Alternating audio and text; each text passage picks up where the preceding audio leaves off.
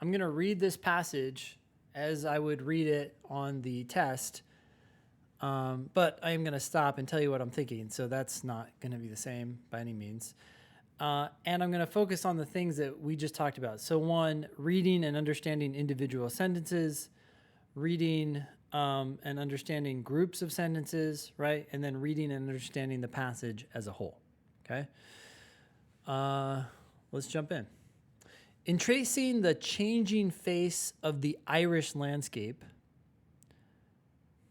okay, not sure what exactly is changing, but I guess the landscape could be changing. I don't know if that's culturally or actually physically, but in tracing those changes, scholars have traditionally relied primarily on evidence from historical documents.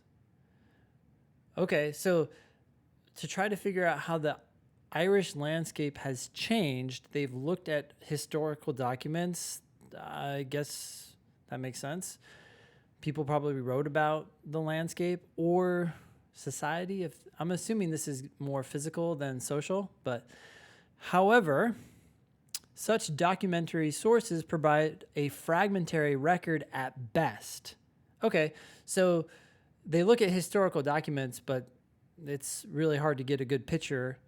That makes sense to me. I don't know how far back in history these scholars are going, but the further back you go, the less helpful I imagine the documents are. There's probably not that many of them, and they don't really say what you want them to say. Reliable accounts are very scarce for many parts of Ireland prior to the 17th century. Okay, notice that's not exactly what I just said, but it's really damn close, right? When you're engaging with these passages, you read, you understand what the author is saying, and you have thoughts or comments on what the author is saying. Those thoughts and comments could be inconsistent with what the author goes on to say, but they could also be consistent with what the author is about to say. So you really start to, understand what the author is trying to convey when you're saying things that end up being said again, right? Okay, anyways, the docs were scarce before the 17th century. Makes sense to me. And many of the relevant documents from the 16th and 17th centuries focus selectively on matters relating to military or commercial interests. That's weird. I thought they would focus on like religion. It seems like most documents in the past were religious.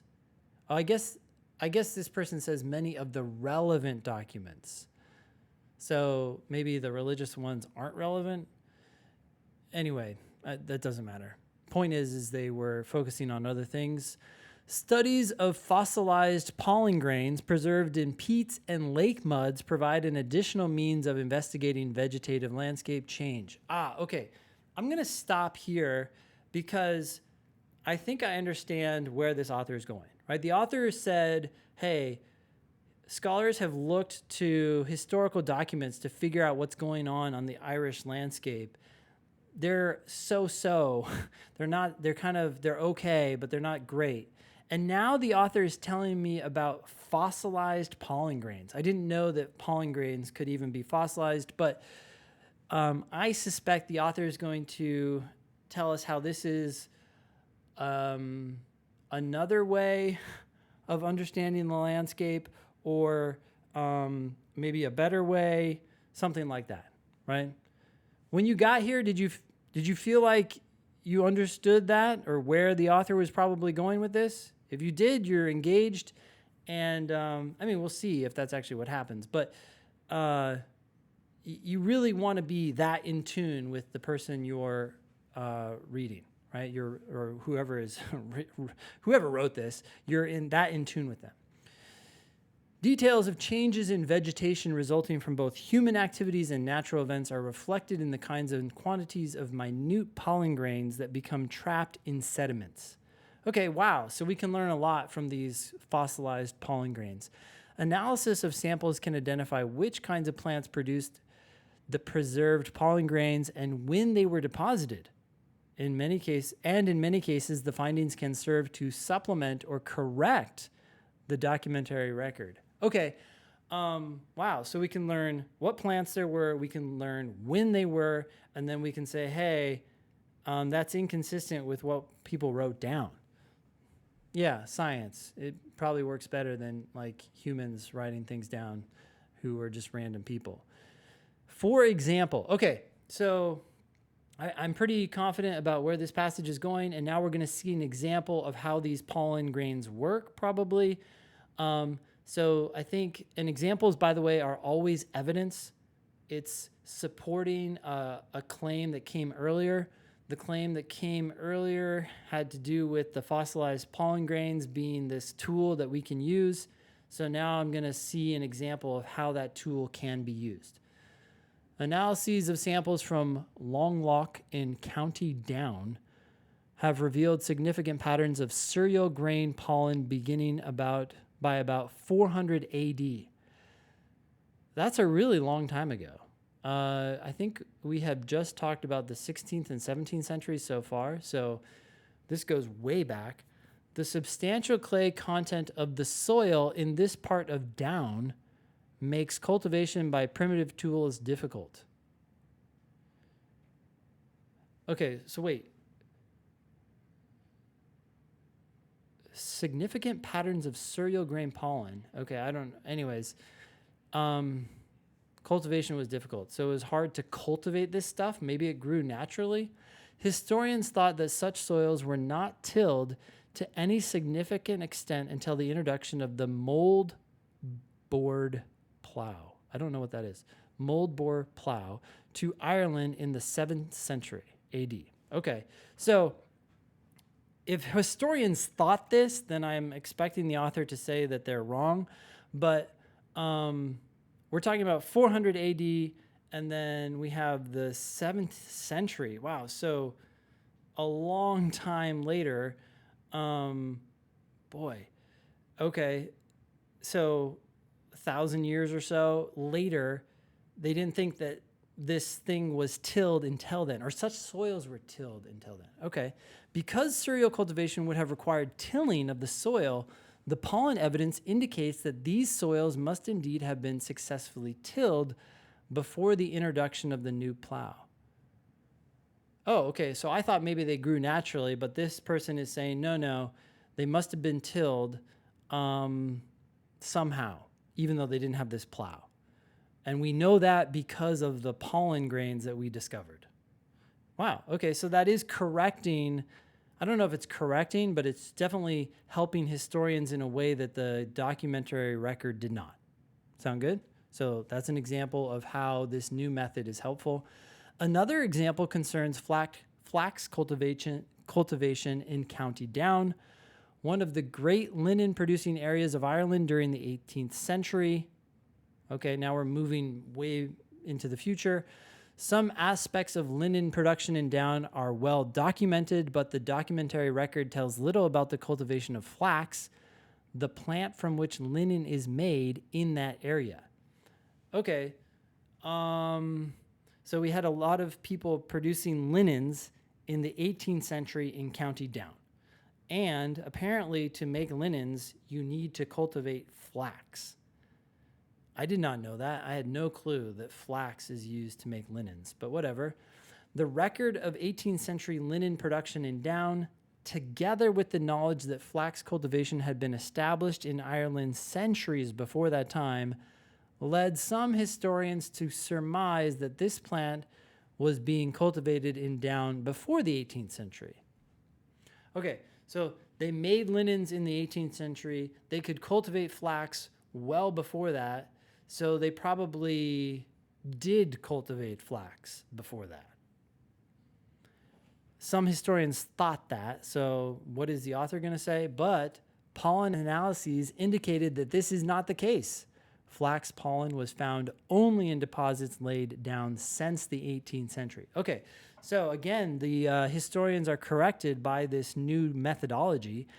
And specifically, we learned that flax cultivation did not happen in Down until they started producing linens, which also kind of makes sense, right? You start making linens, and then you're like, hey, we need flax, apparently, to produce these linens, so let's go ahead and cultivate it.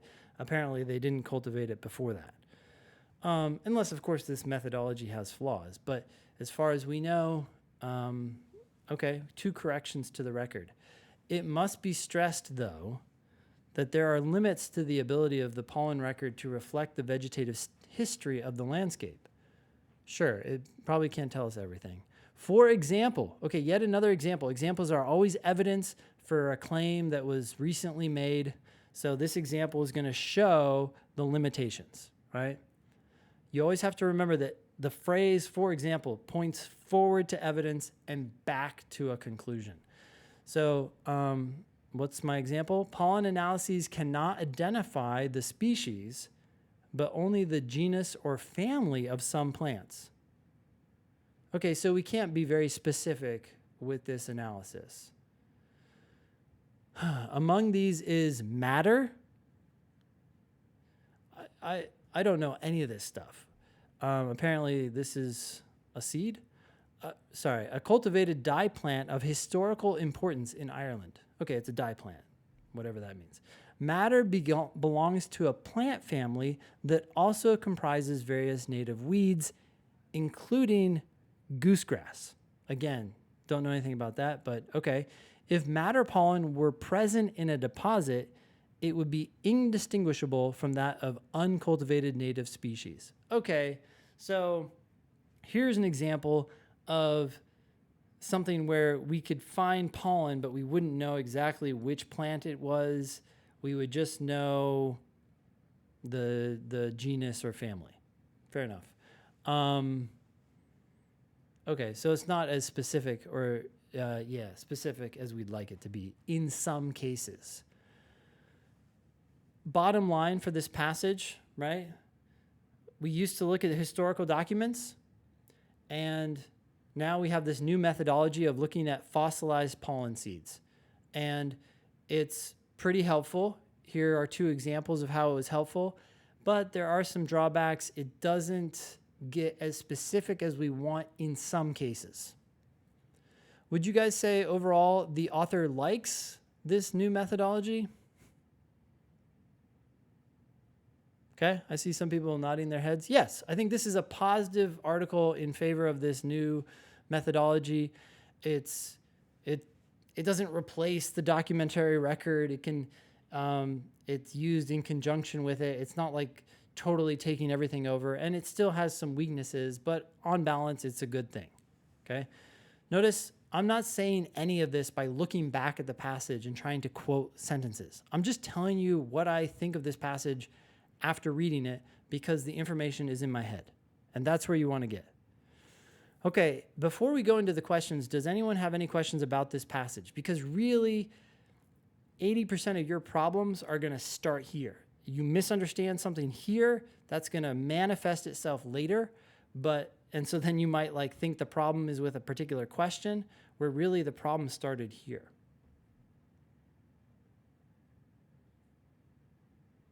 So I got confused when so he's not talking about it's a different form of analysis. It's not talking about analysis as a whole. That's what I got confused on. I thought he was talking about the analysis versus as a whole versus the documents. Oh, you mean when they say in the 3rd paragraph, analyses of samples? Yes, sir. Oh, yeah, I just take that as looking at the pollen itself, right? So when they go into the 2nd paragraph, 3rd paragraph, 4th paragraph, third, 4th, 5th, all the last paragraphs are just focusing on this methodology and analyzing the pollens. Yes. Cool. Yep. Okay, so we have a question here. I think I struggled with understanding the soil in County Down specifically was what historians thought hadn't been tilled prior. Okay, so yeah, there were some specific facts given in these 2 examples, right? And we do want to understand the timeline and exactly what happened here to some degree, right? We know that the analyses, went back to 400 AD, and they figured out that, hey, they must have cultivated back then, even though they didn't have this plow until later. So that was a surprise. Yeah. Is there a specific question there?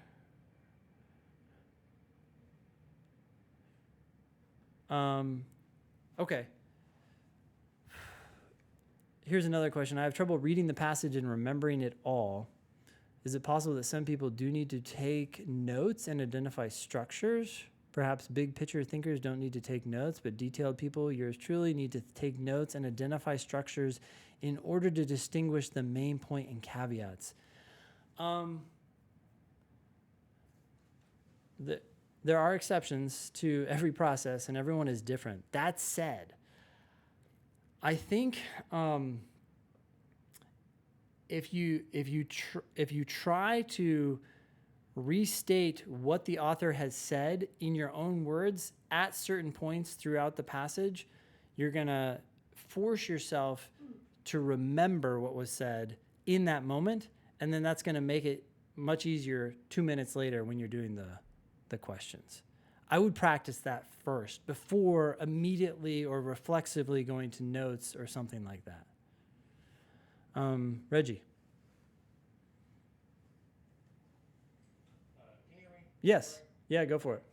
So I think I was the one that asked the question earlier, or just made a comment, but I struggled with the third paragraph because I think understanding the breakdown of how specific, the specificity of what they're talking about, tripped me up for question 26 because you then have to say what the author, I guess, what the analysis disproved what historians thought previously. Yeah. And B says cereal grain was not cultivated anywhere in Ireland, and that's almost like one word that changes the meaning of that paragraph, where it's specifically counting down they didn't cultivate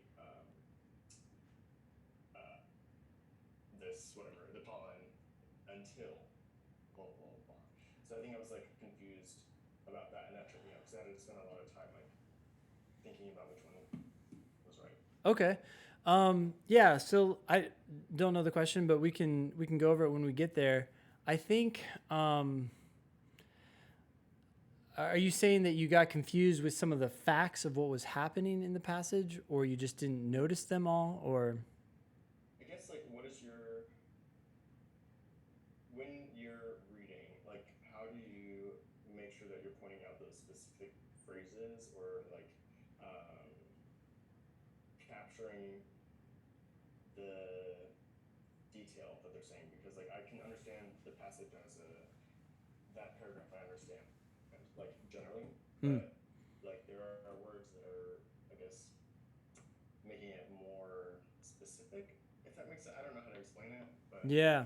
Well, we can talk about it more when we get to that question, but one thing I do want to say here, and that is that as you're reading the passage, if you feel like anything is cloudy, then you just stop and you say, wait a sec, okay. Because there's a lot of new information being thrown at us here, right? Like cereal grain pollen. Okay, apparently that sort of thing exists. County Down is a place apparently that exists in Ireland. I know none of this, right? So sometimes what I'm doing as I'm reading this is I'm saying, okay, so simple idea here is that they looked at samples from Longlock in County Down. So we have Ireland as a whole, and they went to one part of Ireland and they looked at samples from that. And then what did they find? They found cereal grain pollen. Okay. I don't know what that is, but sounds like it's related to wheat or something like that. And then they saw that starting about 400 AD. Notice I'm taking one sentence and I'm breaking it up into three short sentences that really clarify for me what is happening visually. And so you might need to do that more, because the more you can really visualize what you're reading, the easier it's going to be when you get later in the passage and the questions, and they say things like, I don't know what exactly they said there, something about anywhere or whatever. We'll have to see what happens when we read it. But